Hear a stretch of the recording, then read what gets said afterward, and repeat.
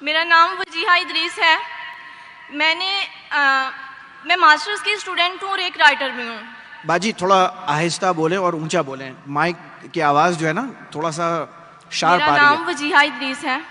میں ایک رائٹر ہوں اور ماسٹرز کی اسٹوڈنٹ بھی ہوں. جی. میں نے تقریباً 90 to 100 جو گرلس تھیں انہیں شرعی پردہ سٹارٹ کروایا, بٹ آج کل بہت سی سسٹرز کا باجی ایک ہی آواز کوشچن ہے. آپ کی آواز کلیئر نہیں آ رہی ہے, تھوڑا آہستہ بولیں لیکن اونچی آواز میں بولیں, نئی آواز آ رہی ہے.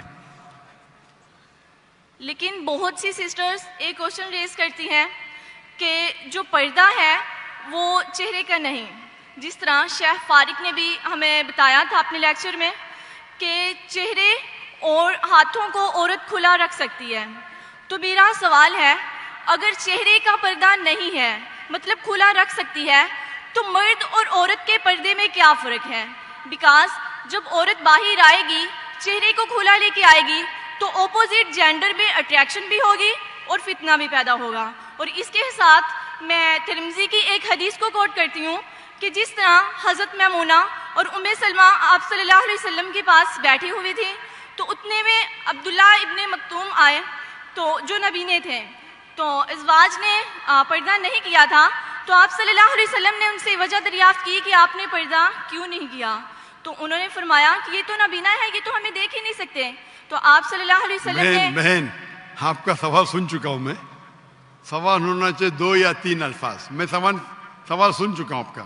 آپ کا سوال تھا کہ چہرے کا پردہ خواتین کے لیے فرض ہے کیا نہیں, اور میں نے کہہ چکا ہوں اور شاید فارق نے بھی کہوں گا کہ یہ چہرے کا پردہ اسلام میں خواتین کے لیے فرض ہے کہ نہیں, اس پہ علماء کا اختلاف ہے, اور یہ اختلاف کئی سالوں سے آ رہا ہے.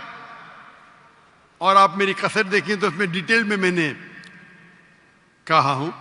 اور قرآن کی آیتیں سورہ نور سورہ نمبر 24 آیت نمبر 31 اور سورہ احزاب چیپٹر نمبر 33 ورس نمبر 59, یہ دونوں علماء کی رائے پیش کر سکتا ہوں.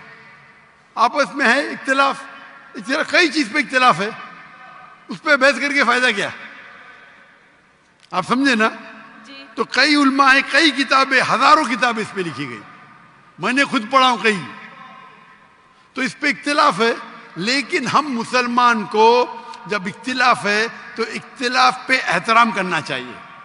سارے علماء یہ کہتے ہیں کہ جو علماء کہتے ہیں کہ جو علماء کہتے ہیں کہ چہرے کا فرض ہے, وہ یہ بھی کہتے ہیں کہ جو لوگ چہرے کا نقاب نہیں کرتے ان پہ تنقید نہیں کرنا چاہیے, اور جو لوگ سمجھتے ہیں کہ چہرے کا نقاب فرض نہیں ہے اور جو لوگ چہرے کا نقاب کرتے ان پہ تنقید نہیں کرنا چاہیے. ہم نے کہہ چکا ہوں کہ میری بیٹیوں میں سے ایک بیٹی چہرے کا نقاب کرتی, ایک بیٹی نہیں کرتی. تو اس موضوع پہ اختلاف ہے, اور اختلاف کئی سالوں سے آتا ہے, تو اس کے اوپر کیا بحث کریں گے ہم؟ اب ترمذی حدیث کوٹ کر تو میں آپ کو 10 حدیث کوٹ کر سکتا ہوں, پوری رات جائیں گے تو بھی اس کے اوپر اختلاف ہے. شیخ البانی کی کتاب ہے, شیخ عثیمین کی کتاب ہے, بن باز کی کتاب ہے, کئی علماء کی کتاب ہے اپنی جگہ پہ. آپ کو لگتا ہے چہرے کا نقاب فرض ہے, الحمدللہ کرو, میں نے کب کہا کہ مت کرو؟ آپ سمجھ رہے؟ جو لوگ کو لگتا ہے کہ چہرے کا نقاب فرض نہیں, لیکن میں یہ کہتا ہوں باقی حجاب تو کرو. اپنے خواتین تو حجاب ہی نہیں کرتے, سر کھلا رکھتے, سر کو ڈھکتے نہیں. تو کم از کم اس کو تو آپ بولتے کہ چہرے کا نقاب نہیں ہوگا تو آدمی اور مرد میں فرق کیا ہے؟ یعنی آپ جانتے ہی نہیں شریعہ کو. آدمی کے لیے فرض ہے ناف سے لے کے گھٹنے تک کے, عورت اور آدمی میں فرق نہیں, مطلب کیا؟ نعوذ باللہ, کیا بول رہے ہیں آپ؟ تو کیا عورت صرف اپنے ناف اور گھٹنے کو ڈھاکی سے ملے گا کہ آپ کیا بات کر رہے ہیں؟ یعنی آپ کو بیسک علم نہیں ہے. اگر چہرے کا نقاب نہیں رہے گا تو آدمی مرد میں فرق نہیں, کیا بات کر رہے ہیں آپ؟ آدمی کو سر ڈھکنا فرض نہیں ہے, سنت ہے. کوئی بولتے سنت بھی نہیں, ٹھیک ہے, اس پہ بحث کیا کرنے کا؟ اوپر کا شرٹ پہننا فرض نہیں ہے, پہن رہے, نہیں پہنے تو کوئی بولنے سے حرام ہے. ناف سے لے کے گھٹنے تک فرض ہے. اگر کوئی کھیت میں کام کر رہا ہے مرد اور اوپر اس کا سینہ دکھتا ہے, جائز ہے, عورت تھوڑی کر سکتی وہ. تو آپ کیسا بولیں کہ عورت اور مرد میں فرق نہیں؟ اب کیا بات کر رہی ہے بہن؟ اسی لیے ہم مسلمان کو ایک دوسرے پہ احترام کرنا چاہیے.